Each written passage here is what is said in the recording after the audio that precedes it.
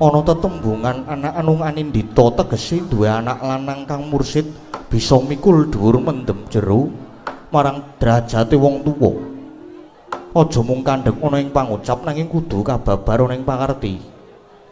Sombo. Pun Rama iki tintah dadi wong tuwa dasare yuswaku ya saya tambah. Mestine umpama ta srengenge mono bakal ya banjur nglewang mangulon. Lan ora suwe maneh neng diparane mesti aku bakal manjing alam baka. Neng diparane mesti aku bakal manjing surup Sandyakala. Lumaku ning jagat peteng bali marang alam baka. Eling-eling mati kuwi saben wong mesti bakal nyanyi. Pisaing raga karo sukma ora mawas sing sugih, ora mawas sing mlarat, sing kasinungan derajat pangkat, ora mawas sing bagus sing ala. Kabeh mesti bakal ngincipi pati. Nanging yen urip iku ana werna loro yaiku urip sadurunge mati lan urip sawise mati. Sing kaping pindho saiki ngrembug babakan negara.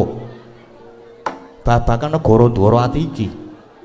Merga ing katentreman lan isi karahayon. Dene karahayon lan katentreman mono bisa kagayuh yen to ratune utawa pangembat ing praja kelawan kawulane padha sayek. Saeka praya manunggal cipta rasa karsa lan karyane. Mula kudu ana peperintah sira ora kabotan tampa nglintir keprabon ingsun. Inggih. Mesinipun ngaten Rama. Ingkang putra Samba mboten badhe kawratan yen dados Ratu Dwarawati. Kula sagah jumeneng nata ing Dwarawati. Rama, bagus. Pancen sejatine gedhe pangarep-arepipun Rama marang sira.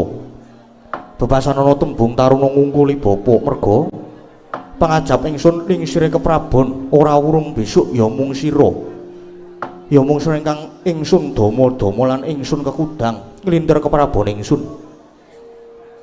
Mula pun Rama mundhut marang sira. Sira kudu pinter piguna lan kudu bisa ngedohi marang piyala. Pinter tegese kejaba sugih kawruh nanging uga sugih igo lan partikel. Lire kudu bisa murakapi marang bebrayan. Kulina nanjake kapinteran supaya bisa sumrambah ing akeh sabanjure. Anak ratu kudu tansah ngedohi marang piyala. Tegese anak ratu munut kudu sumingkir saka sakabehing maksiat. Nanging kono ngopo? Yen ingsun sawang kapinteranmu kuwi durung sepira. Nanging jebul lekasira kok kaya mangkono. Apa dikira pun Rama ora prisa? Rina wengi jeneng sira mung tansah rupyan-rupyan. Suka parisuka nyuda marang kapraitnaning batin. Rina wengi sing mbok buru mung kesenengan raga. Tanpa gelem ngasah diri, jeneng sira mung tansah ngegungake dupeh dadi anak ratu. Dupeh pasuryanmu bagus, banjur saben-saben kuwi uja hardaning nepsu. Apa dikira pun Rama ki ora pirsa? Dolanmu saiki senengane ning ngendi pun Rama ki prisa kok. Kowe mung ngendelke dupeh dadi anak ratu, dupeh pasuryanmu bagus. Banjur saben ana wanita ayu mbok ceraki. Iya apa ora? Ana sing rada apik sithik, sing sot, iya apa ora? Nggih. Malah kepara gonta-ganti wanita, iya apa ora? Sombo. Banjur nggon piguna. Neng ndi pigunamu? Ngendi pigunamu? Babar pisan uripmu ora piguna kanggo bebrayan. Sombo. Rama bakal ngendika akeh-akeh mangkene merga pun Rama tresna marang sira. Mula aja nganti ndadeki renggeting pamikira Samba. Sigra-sigraen permana kanca. Sigra ngraketa nawang sesangka.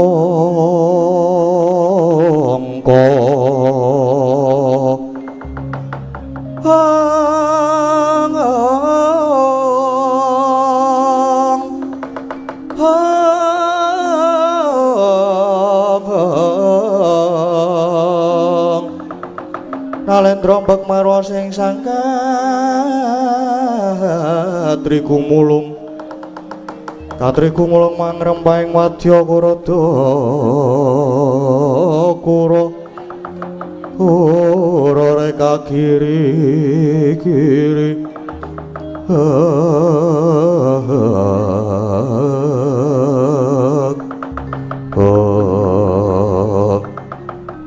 Rama Prabu jimat pun dan kula sareng kula midhanget kathah-kathah pangandikanipun Rama Prabu kados tinothok braja lungit kula destun saestu ing atas kula menika putra nata binatara nanging jebul salaminipun gesang kula malah namung ngegongaken anggen kula dados putra paduka Rama Prabu kula ngurmaosi bilih kula menika tasih adigung adiguna kula nyuwun pangapunten Rama syukur yen jeneng sira wis bisa ngrumangsani tegese lekas sira isih bisa didandani merga pun Rama iki mecut marang sira samba saru dinuru ing akeh yen putra Ratu Ndwarawati sing wis kondhang kajana priya Ratu Satyaning Ratiti sing Bathara Wisnu jebul ibarat gajah nanging anak-anak tikus samba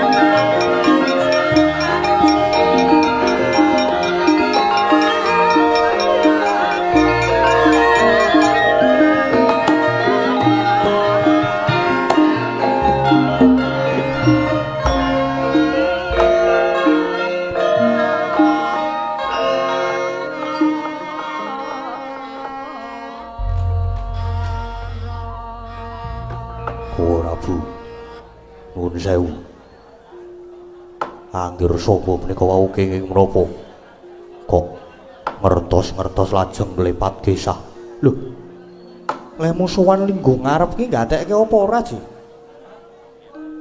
mirengke pengendikanipun Kakang apa ora apa marah nglamun iki kirang wijang ya mula sesuk meneh iki nek ning pasewakan ki gatekke pikirane ki ora tekan kono-kono ora ngalamun wae nggih nuwun pangapunten. Setyaki Udawa, kula wonten dawuh. Udawa. Kakang Udawa. Setyaki, kula wonten dawuh. Kakang Udawa. Setyaki, kula wonten dawuh. Kakang Udawa. Monggo kula dherekaken, monggo Prabu. Monggo nyuwun pamit kula dherekaken. Arep nendi? Lho. Lho anger sapa nendi? Mulane sesuk nek iki ora ngalamun ora turu. Digatekke. Dumeh bar kecekel polisi.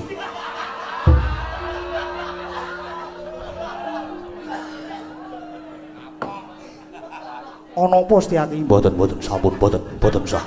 Sampun. Mboten sah dibahas malih sampun menika. Menika pun mboten penting. Ya. Pancen iki mau ingsun ora kok ateges ndukani marang putramu Samba. Nanging niatku pancen nyeblak mecut dimen Samba kae ora mung sumindhi marang wong tuwa. Dimen Samba tangkar tumangkar pamikire banjur gelem ngulir budi kawono. Yen kalenggan iki Jawata bakal matedhake kanugrahan wahyuning ratu. Mula pancen Samba tak pecut nganggo rembug sing kaya iki mau dimen ginugah rasane. Mangkono nggih. Mila kok lajeng klepat kesah wis ben wae. Nadyan mengkono, Setyaki lan Kakang Udawa aja ditegake putramu Sangkumba. Awat-awatono bebasan adoh diceraki, cerak didoi. sing baku tetep diulati. Karepe Samba arep kepiye syukur yen Samba nyata ginugah rasane kang banjur gelem ngasah diri lan mahasing asamun tapa nggayuh wahyu ning ratu. Hai Nun esuk dawuh. Eyang mekaten ingkang rai kepareng nyuwun pamit lan nyuwun tambahing pangestu. Setyake aja kaya bocah cilik sing praetna ngati-ati Udawa jeneng sira uga. Awat-awatono putramu Samba babar pisan bodolno pasewakan ingsun nedya kundur kedaton. Nun ngesuaken dawuh. Ingkang makaten ingkang abdi kepareng nyuwun pamit lan nyuwun tambahing pangestu. Kakang Udawa Surtiti ngati-ati aja ninggal duka prayoga. Purna gatining pananggilan. Sanata arsa kundur kedaton jelok saking dampar kencana kinapit gambaran gading. Kadhareaken sangganing Prambanjani Ketanggung Jaka paloro-loro ingkang sami ngambil pecaran keprabon. Kawis tinggal saking Mandura tindaknya Sri Naranata kaya tansah angiram lakune.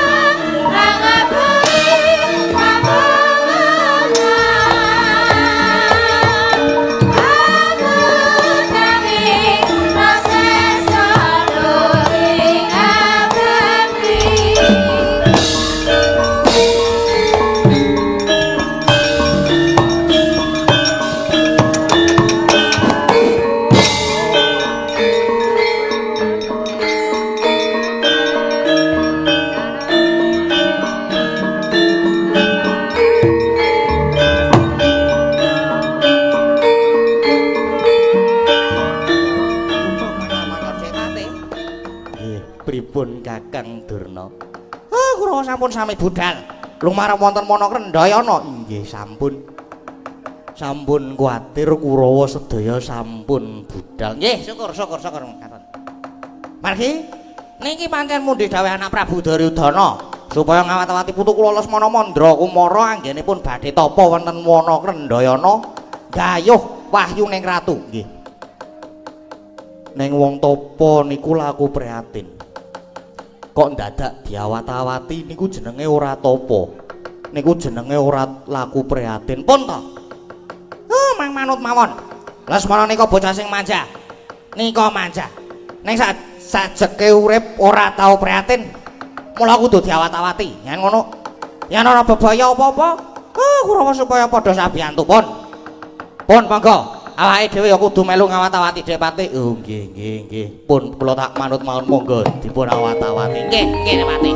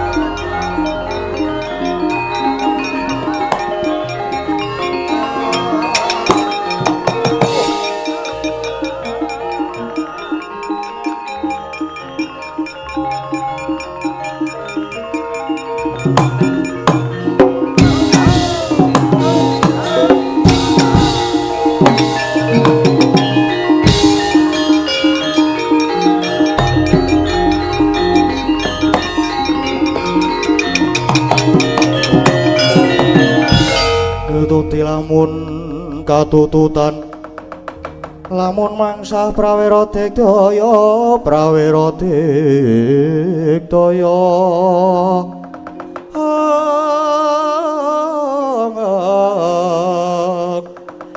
Nanggono ngagawe kelol ira wang-wang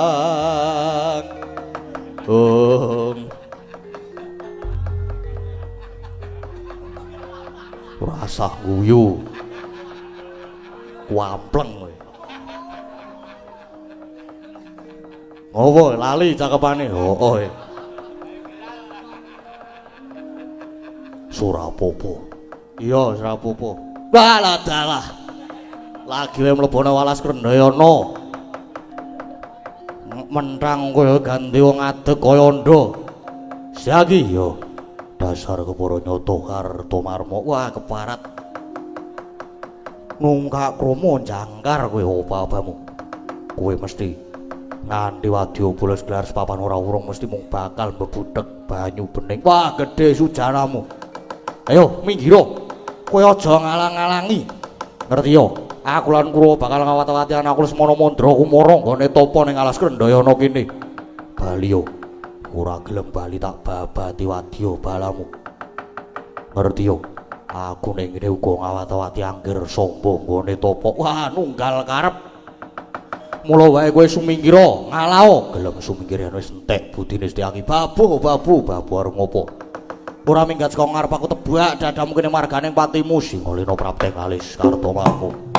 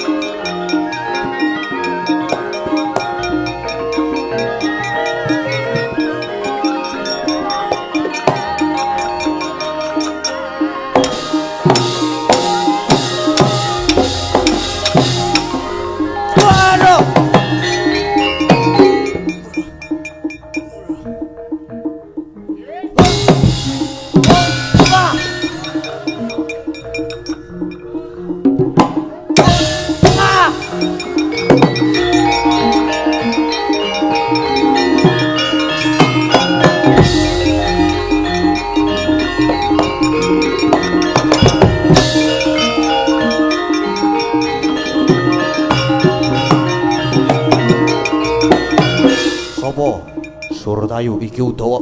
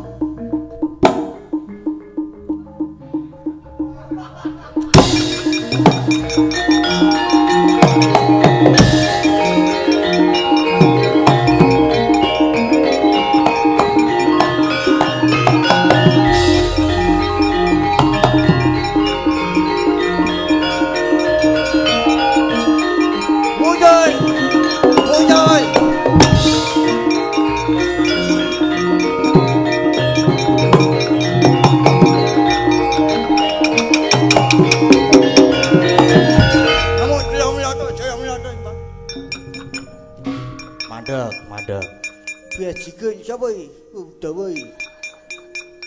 Udawa. Sapa ta iki? Dol Magadi. Ngopo maju? Ngopo maju barang iki? Ku ya. Gila no. Itu mayu budayanya mayu gila ya yugi Mas. Gelut. Ya no. Ngantemo. Mut. Jambato. Ini nek tangan rumah sakit kiwa kuburan.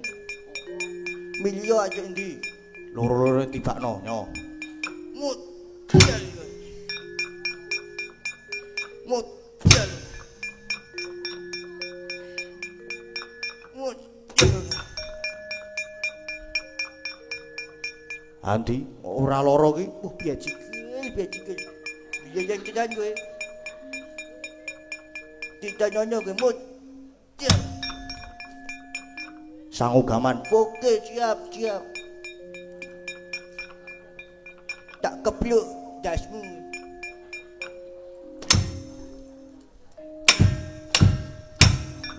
Golek liyane. Biar cikil, ampun cian gue. Tak bejo cengelmu gue. Nyo cengel. Golek liyane. Oke.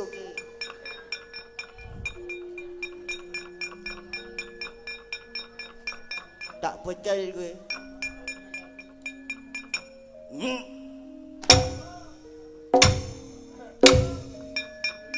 Liyane meneh.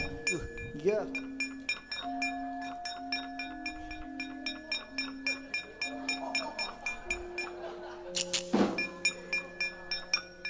Cengolo iso ngampet iki kowe. Tembus tak jane. Tamakno. Pas iki tor dulu tembus kaya kae. Mojel kowe.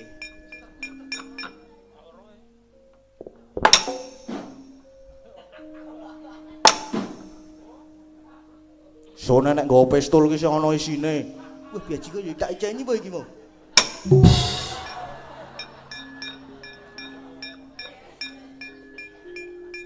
Ayo Kurawa sing durung maju. Sapa meneh?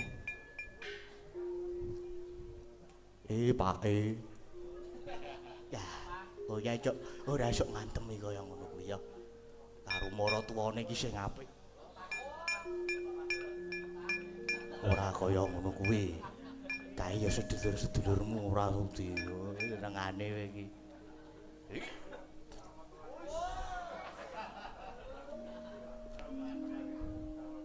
Iso endo saiki. Weh, lah iso ya. Tak rono. Maratuwa. Yo, rawani aku ngantemi kae. Maratuwa kowe. Titip ora? Aku titip wae nyo. Iki tulung kamplengno pisan. Yo. Wis sing kira aku ora kena dosane.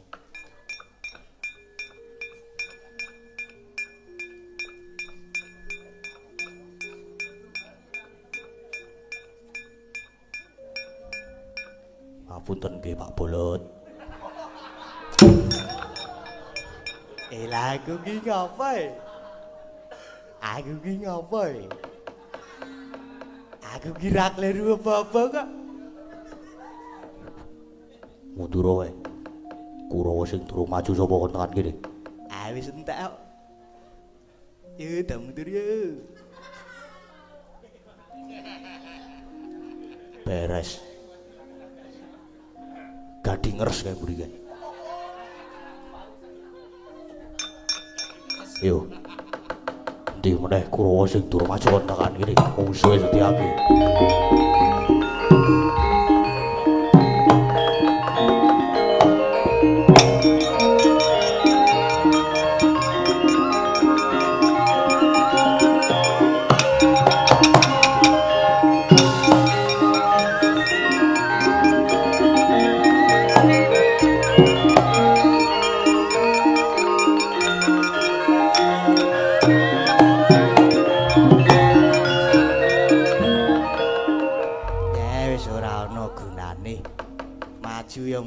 Setyaki ya kalah.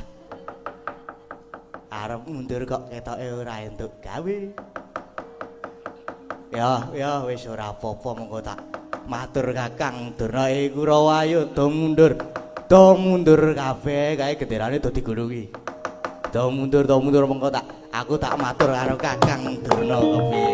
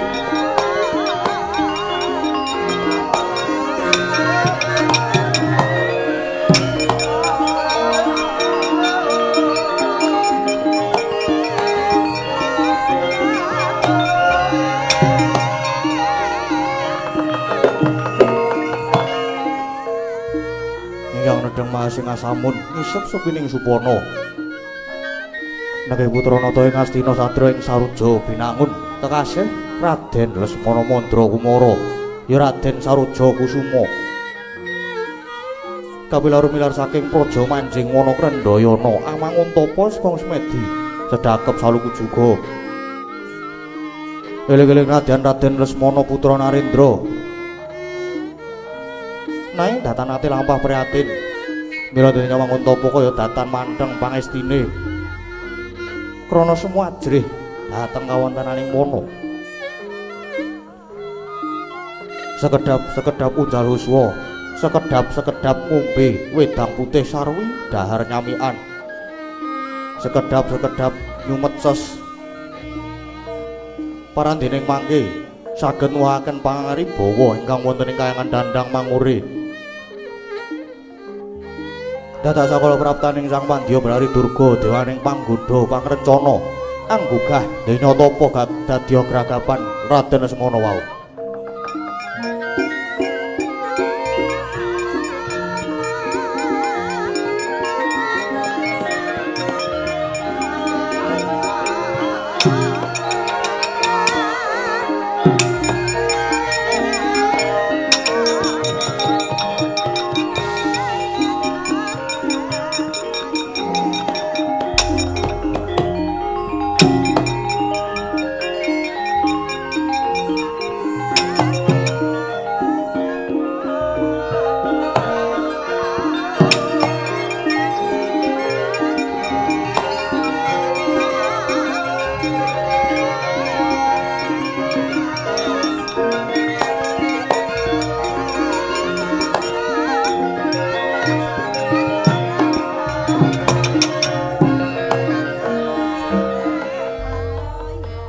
langing driya mangu-angungkung kandhuan rimang lir lena tanpa kanin yen tantulusa mangku diahu tama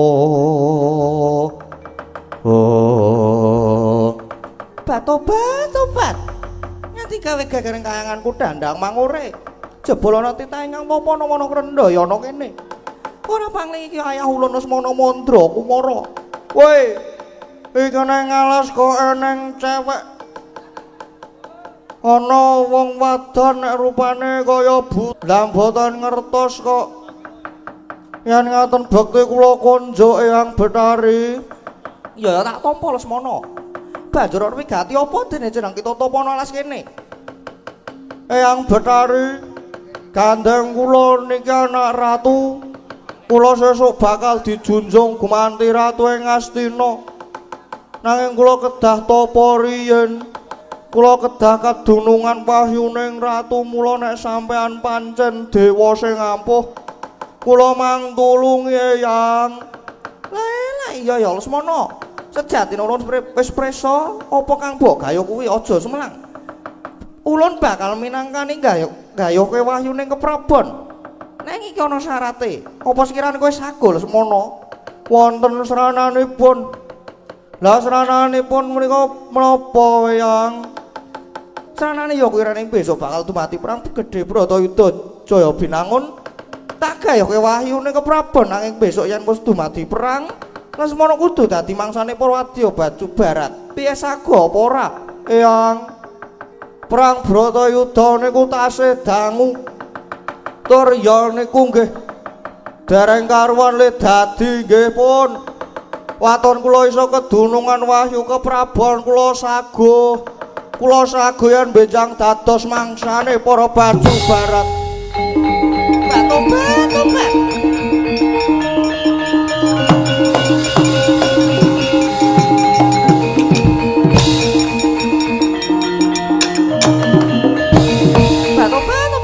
Lesmono sumamu disekseni jagat sak isine yen pancen mengkono tunggunen sawetara tak munggah ning Kahyangan Suralaya tak gayuhke wahyuning keprabon inggih matur sembah nuwun yang Betari Asih oleh wahyu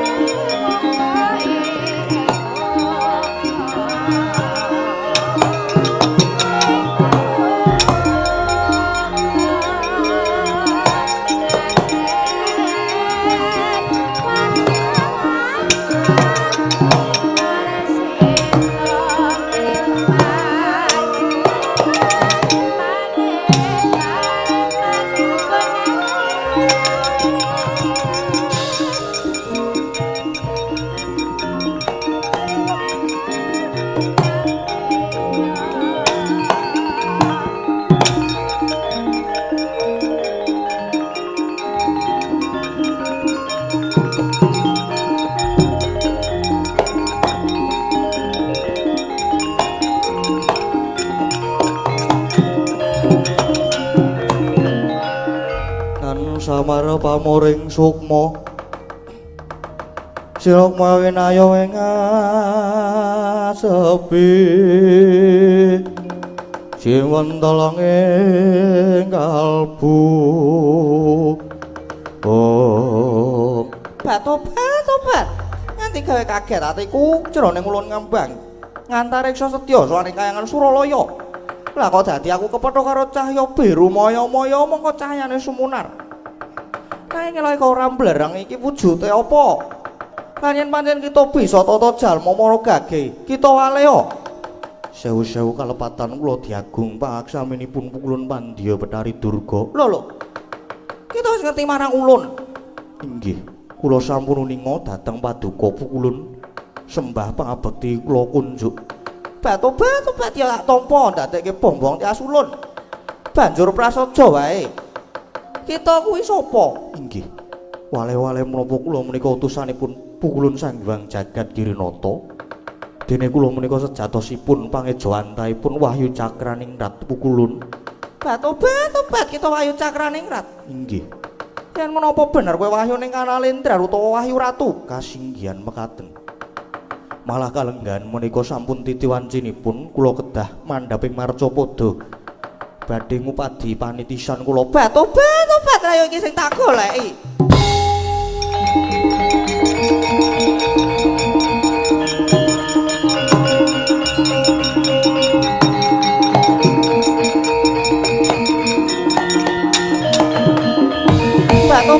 Tobat Sang Hyang Katujuh inu.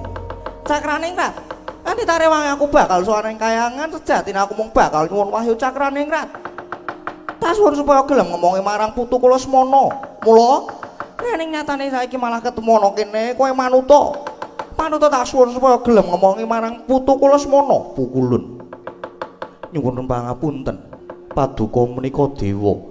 Mestinipun sampun puna dhateng pernatan bilih wahyu tumedhak ing Marcapada menika boten dipun boyong kalian sinten-sinten. Nanging kula kaparingan purba wasesa utawi kamardikan amilih dhateng swarga kula. Momong dhateng jagatipun titah Marcapada. Monggo menawi sisip lan kesluru anggen kula ngomongi titah, yekti mboten badhe saged ngruwat saking memala satemah badhe mbabar angkara gung. Nanging menawi cundhuk jumbuh lan gambuh, saekti badhe ambabar katentremaning jana luka. Pramila saestu nyuwun pangapunten yen kula mboten saged minangkani ingkang dados panyuwunan paduka pukulun. Batu-batu ban ngandar-andarang dedungkul. Kakean gunem sing tanpa guna cakraning rat. Yen kowe ora gelem ngomongi putu kula semana apa kelakon tak rada paripeksa. Yen kersa paduka mekaten, monggo yen saged. Wah, tak lakon rada paripeksa tenan kowe Wahyu.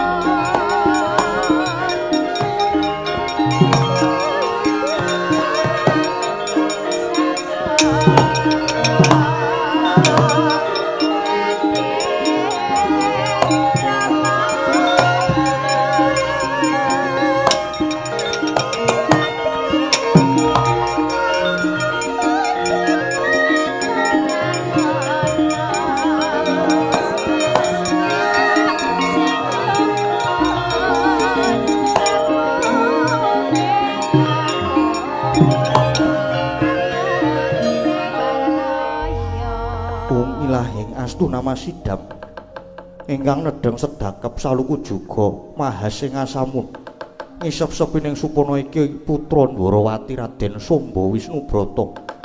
Raden, yen ulun wis padhake nggon kita semedi katon melencup tamu muhung angesti marang apa kang kita gayuh kang mengkono kaya prayoga banget lamun ulun nedya nadi marang jeneng kita. Ulun nedya njajal ngomongi marang jagat kita, nanging lamun kita wis kadunungan marang ulun, banjur watak kita malah anggunggung diri umuk sesongaran ngegungake dupeh dadi putra Nalindra Binathara. Seneng ngendak gunaning liyan kang sarta ngendelake marang kabeh kabisan kita. Ulun bakal uwal saka jagat kita, kang mengkono bakal ulun todi. Ulun nedya mapanana jagat kita nanging eling-elingan kabeh pitungkas ulun ya ngger Samba.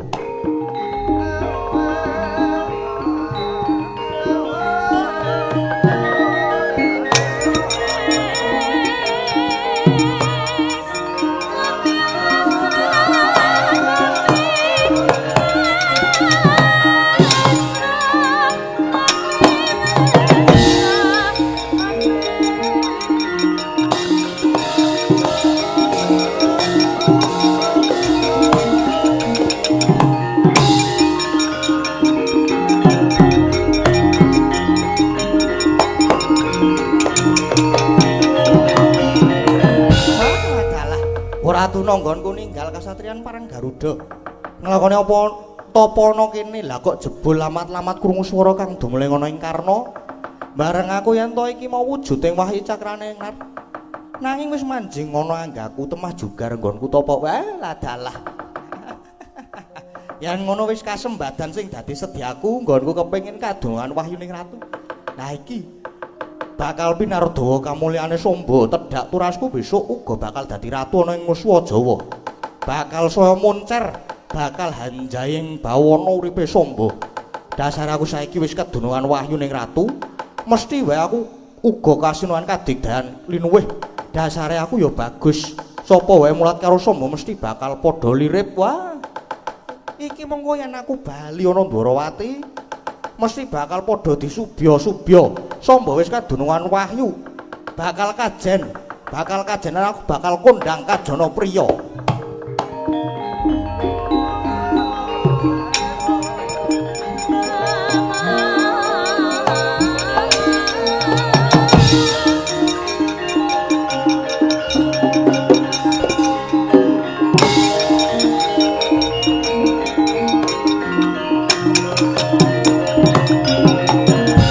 Raden Samba, ulun lagi wae manggon ana ing jagatmu, nanging Samba wis umuk sesongaran. Pratandha Samba ora kuat kadunungan wahyu cakraning rat ulun. Ulun uwal saka jagatmu Samba. Sawahyu, sawahyu.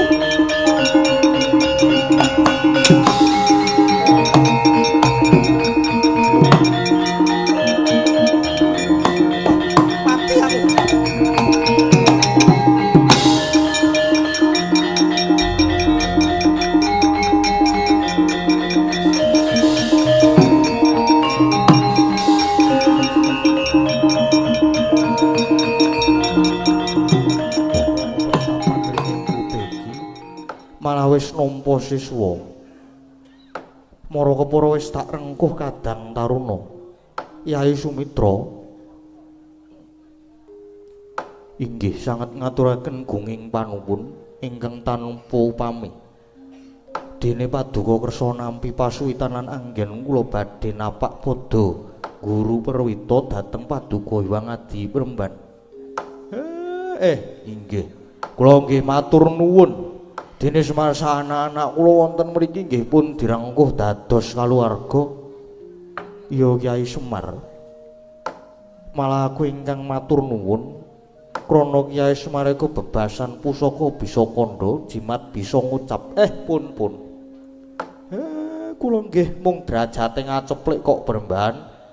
Ndara Sumitra. Mboten nyana nggih malah wonten mriki sami wilujeng to Gus. Pangestune Kyai Semar slamet swan kono pertapan. Kyai Sumitra, sumangga pengawak Bajra Bayana wigati apa?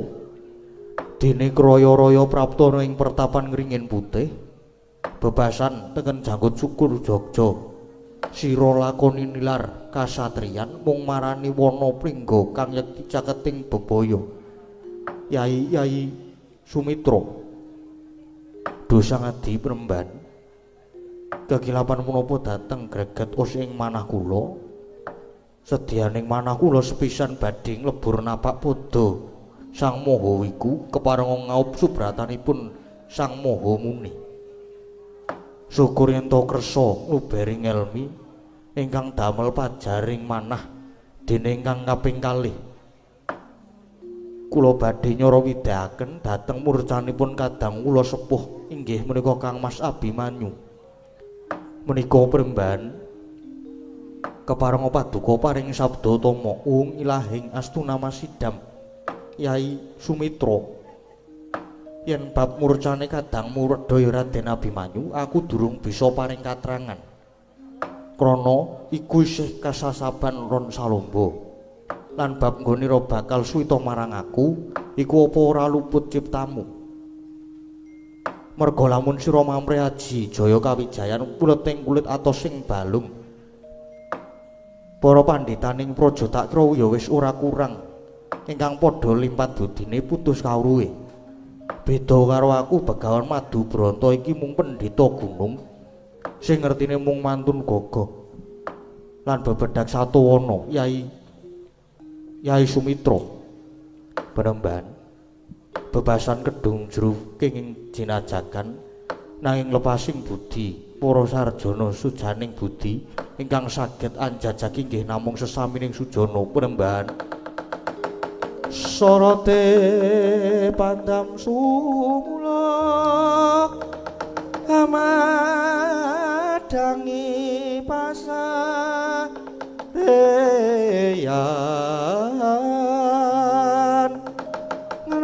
Pradana ramu-ramu kalingan hangrangan sang tiap manangkung sumungkam guling sang kakung rarapo baboe maneman peraten dek branto kulup dadah runtik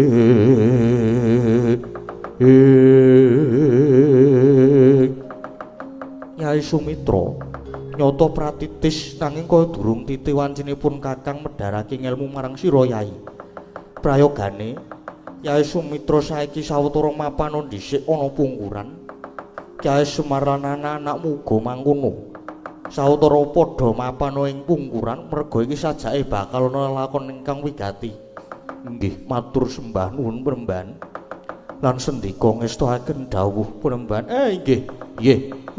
Ngestakaken dawuh Premban. Ayo tole. Iki Premban Begawan Madubronto bakal ana wigati. Ayo. Sawetara awake dhewe padha mapan ana mburi dhisik.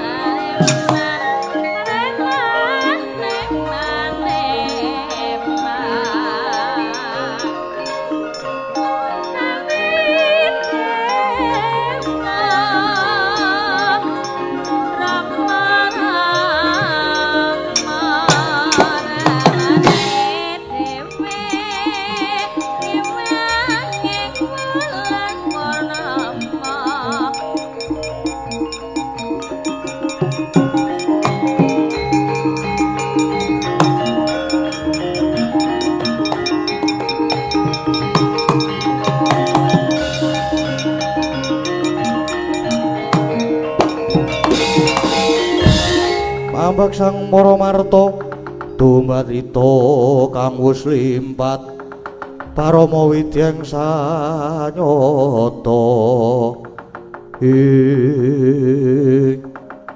lagi wae aku nedya manjing sanggar pelanggatan pertapanku kok kerawan wujuding cahya biru maya-maya sumunar mawa Prabowo panjenengan menika sinten aja sira tambuh marang ulun krana beja-bejane titah ora kaya pendhita ingkang peparab Begawan Madubronto. Dasare jeneng kita nglakoni semedi tarak brata, katitik katun sumunar tejamu nyada lanang. Sumeblak jagatmu kaya ngawe-awe tekaning kanugrahan kang aran Wahyu Cakraningrat. Kepengin manuk mono jagatmu iki lan kepengin sasana ing singasana adi jiwa ragamu. Sang Resi wangakno wiwara tamanmu ulun bakal sajiwa momong marang jiwa lan ragane pandhita ringin putih ya Begawan Madubronto.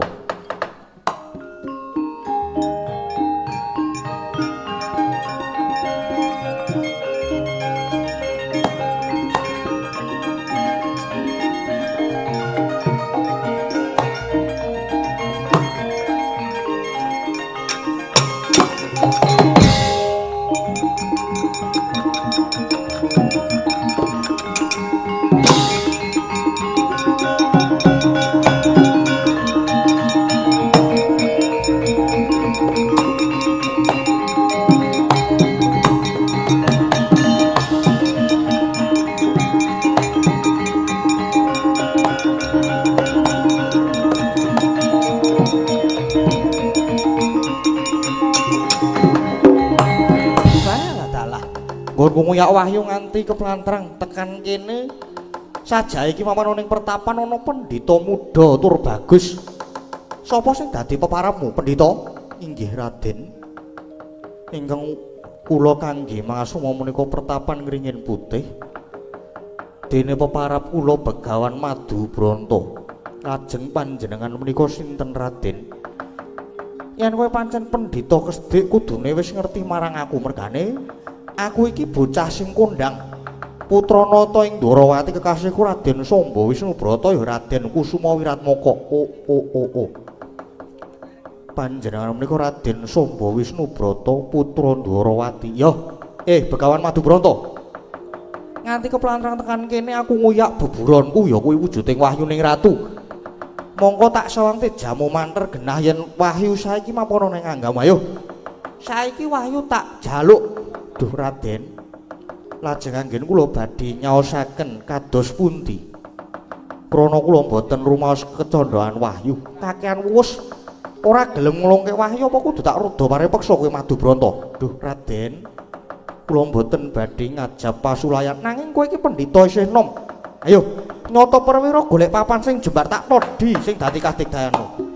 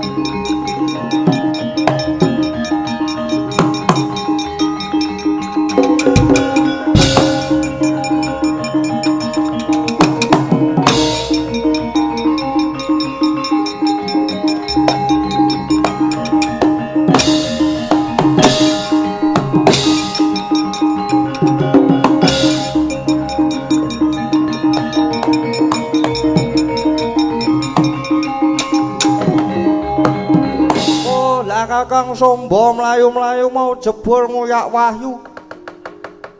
Jebul nguyak wahyu sing mapan ana ing pertapan kono tak paranane.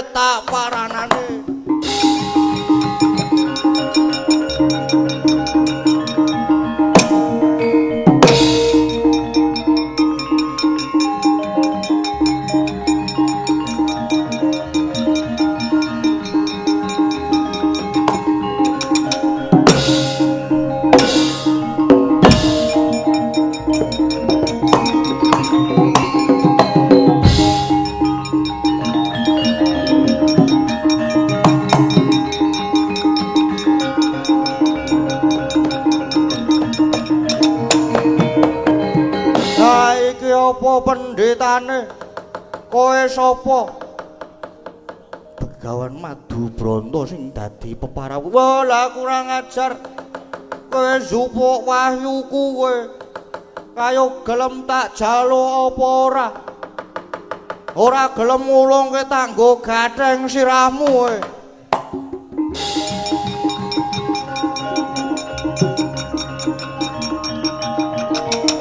Waduh.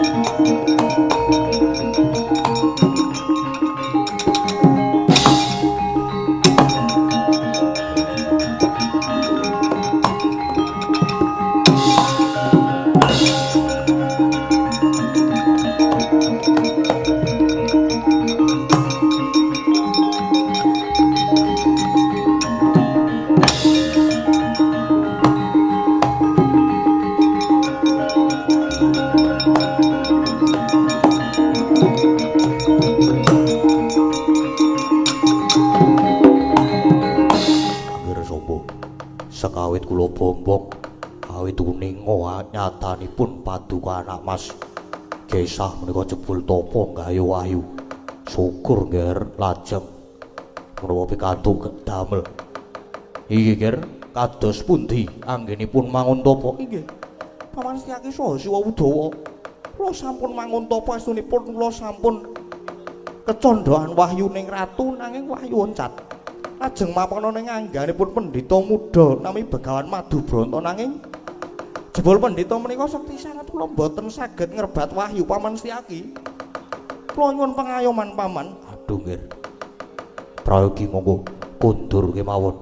Lelamar menika dipun aturaken wonten ngersanipun Ingkang Rama inggih Koko Prabu Kresna.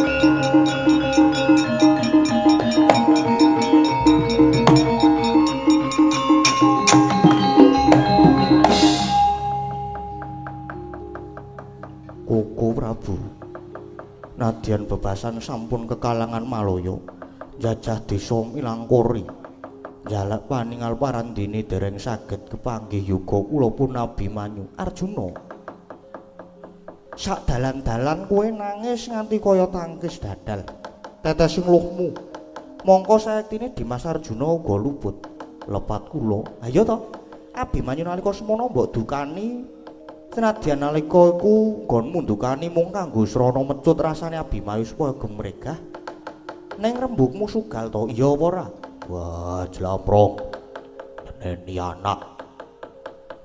anak bocah kuwi kena nanging aja nganti kesenggol rasane kaya Abimanyu kuwi mbok menawa mutung merga lehmu ngandhani karo nyengeni bareng lunga terus getun. Inggih, kula rumaos getun Uwu Prabu. Mbok inggih kagunganipun kaca paesan menika dipun pirsani. Wonten pundi donganipun anak kula Angka Wijaya? Aku ya wis kaca paesan nanging sing ana mung peteng. Ayo iki sing jenenge kaca pengilon ki ya terkadang sok buwet.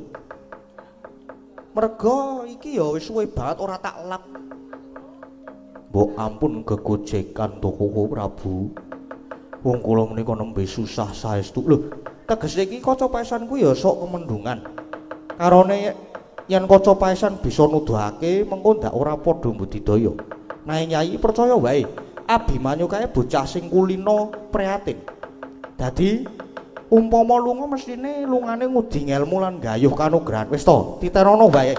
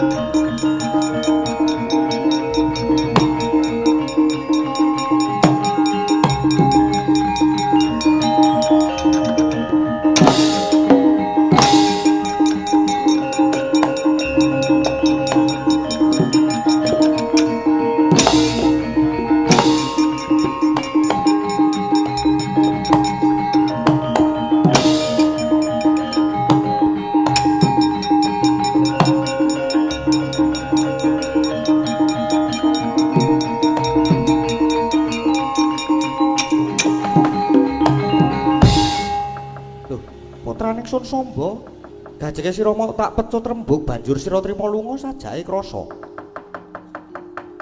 Banjur ngedegake kita apa? Iki teka-teka kok banjur nangis ngopo?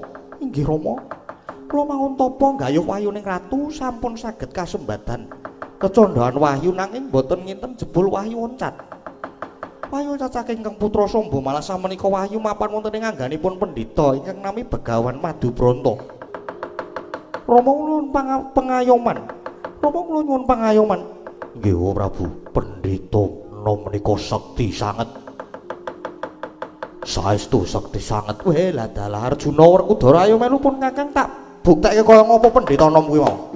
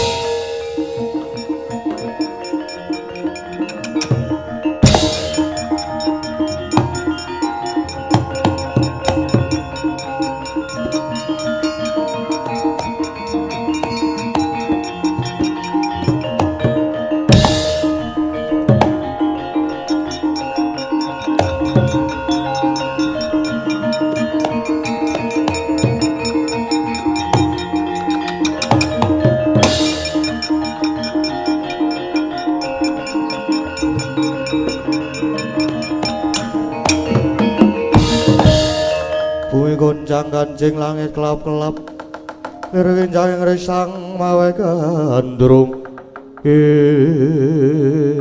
mapane ana ringin putih yen ngono sliramu ingkang peparab Begawan Madubranta inggih kasinggihan paduka menika nalindra ya ingsun Prabu Kresna Nata Dwarawati Kyai ringin putih kowe ingkang ngrebut wahyu cakraning Raceka anakku Samba ya duh sinuwun Sang Sutya ningrat kula menika mboten ngrebat nanging wahyu menika mapan kedah nindingi dhateng gesangipun titah mbok menawi wahyu kala wau sampun saged nyumurupi dhateng gesang kula ingkang tansah kula udhahaken dhateng margining kautaman pramila nuwun sewu kula mboten niat nyikara dhateng ingkang putra Raden Samba nanging upami paduka ingkang pinangka sudarmanipun Raden Samba menawi rumaos kuciwa penggalipun saestu kula nyuwun pangapunten lan umpami paduka badhe duka badhe paring pidana kula wontenipun inggih namung pasrah sumarah dhateng paduka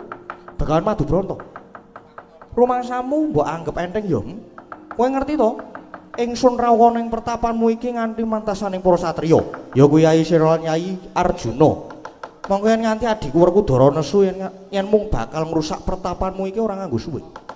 Nanging sumurma, apa dikira Kresna bakal mentala karo kowe? Apa dikira aku bakal tega mateni karo kowe? Merga yen nganti aku tegel marang kowe bakal sinurak ing jagat. Ing atas Nata Dwarawati iki jajaring wong tuwa kok bakal mentala marang jajaring anak lanang. Mongko kowe kuwi jane didama-dama digekudang dening para pepundhen. Digadang-gadang dening para kawula supaya bisa dadi satriya bebeteng ing jagat. Nanging kowe lunga wae kok dadak amping-amping etok-etok madeg pendhita ana ing ringin putih. Ayo, coba wangsulana. Kowe kok lunga wae dadak amping-amping dadi pendhita ing pertapan ringin putih kene. Lan dadak nganggo jeneng Begawan Madubranta. Ayo, gage wangsulana, anakku Abimanyu.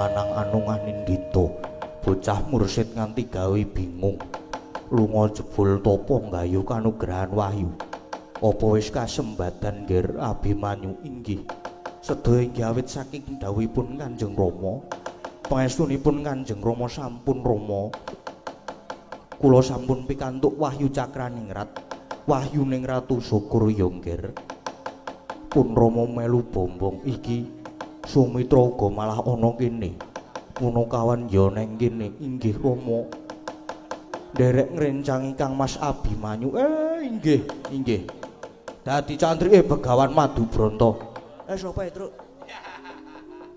sapa ya Truk wah nah Sinuwun Prabu Ndrawati ngono karo Raden Werudara Arjuna Ndara Werudara dong apa rene iki dong golek duit apa ya Truk ya ya ora guna wis anu kuwi lho mbok didelek iki jriteng apa ya Truk ya lah iya ora seru-seru gong kampleng lho iku gong kok do tekan kene ngopo to Truk jane iki mbok disawangke lho pendhitane sing tok tutke iki mau dadi sapa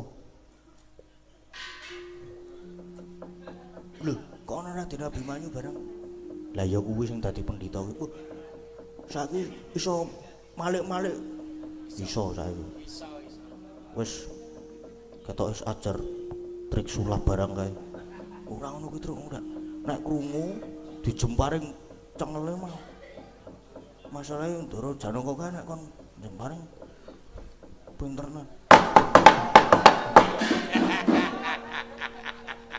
banjirut garing encen pekok menanok kae kok.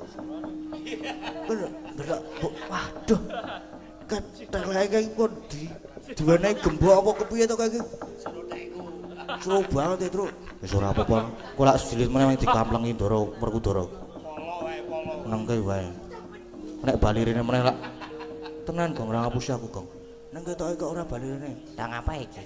Lho, lha iki merono to? Lah aku ki mung mubeng kok. Golek sensasi aku ki nganti. Aku butuh sensasi baru.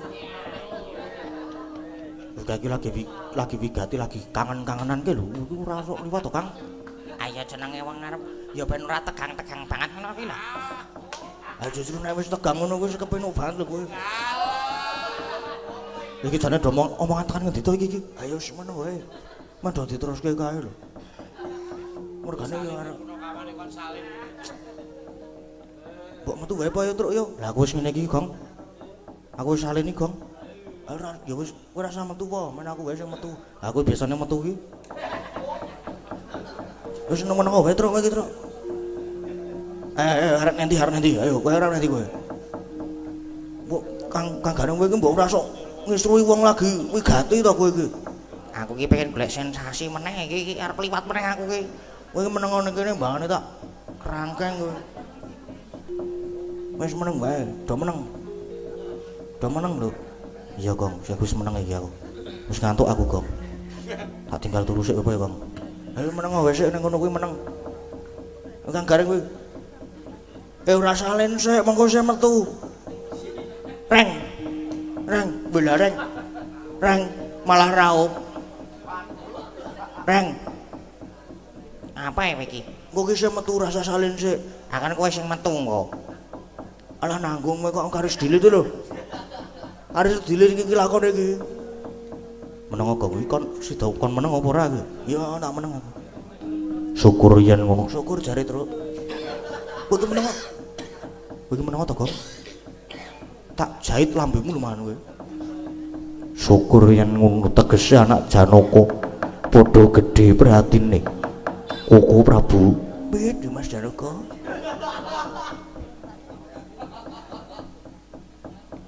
Kakang Semar. Kula. Anakmu kae mbok dibelah kabeh. Mudar tenan aku Truk iki Truk. Wis aku tak salin wae tak ra metu wae aku tak turu wae. Mulih aku harapan. Suruh pekok kowe Gong yen. Wis ono. Delik wae delik parani rene. Koko Prabu piye? Menika Abimanyu malah sampun pikantuk kanugrahan wahyuning ratu. Ya, pun Kakang nyarep wis paring pangandikan to. Wah, aku melu seneng. Nanging Kresna kakangku, anane lelakon iki Sombo anakmu mesti kagol. Wis bab Sombo bapakne sing ngendhake kamurkane.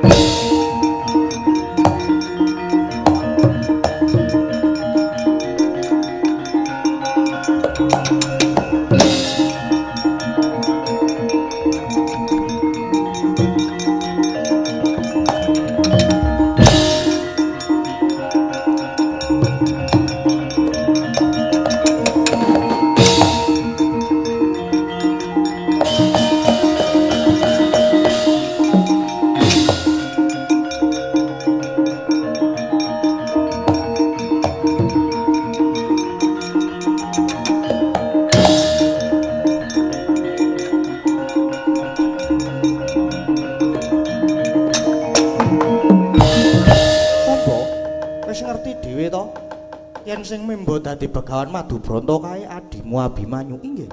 Nanging kawit pahyung menika mapan wonten angga kula, nanging sapunika ngalih wonten Dimas Abimanyu.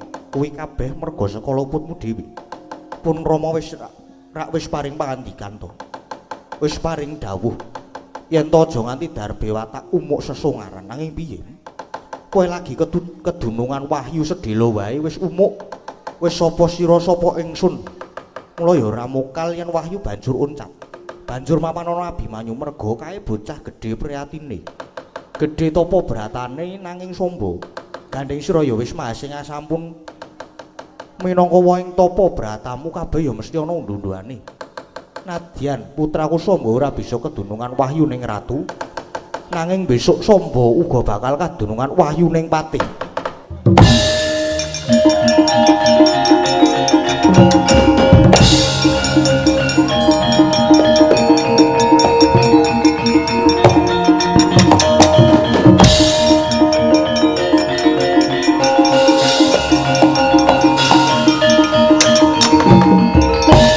Raden Sombo rumaos kagol penggalihe padhang sutaning galih kagol kagelan tapi loro kisah malih menjang timbul menawi wonten lampahan Sombo Ratu.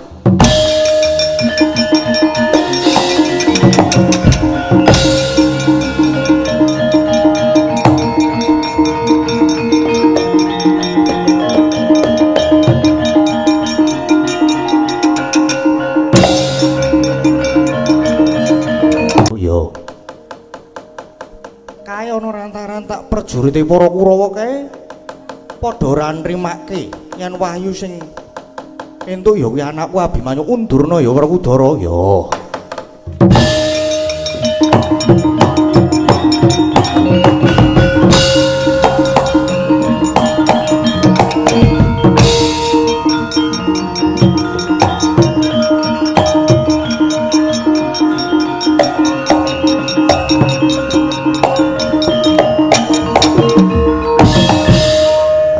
Werkudara Kartomarma. Wah. Jaluk wahyu cakraning rat. Yo, cakraning rat tampan.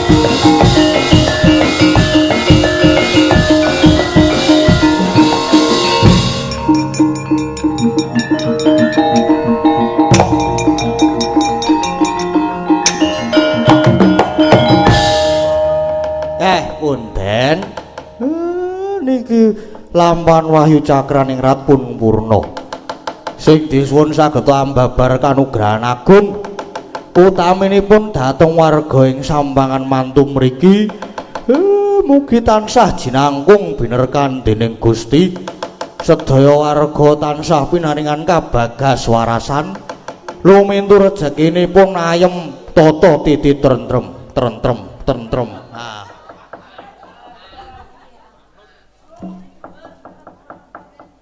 Bagong apa? Wis rampung po iki. Wis ya wis Medhun. Mugi-mugi pinaringan kabagas warasan lumintu rezekinipun ayem tata titi tentrem ndara rahayu.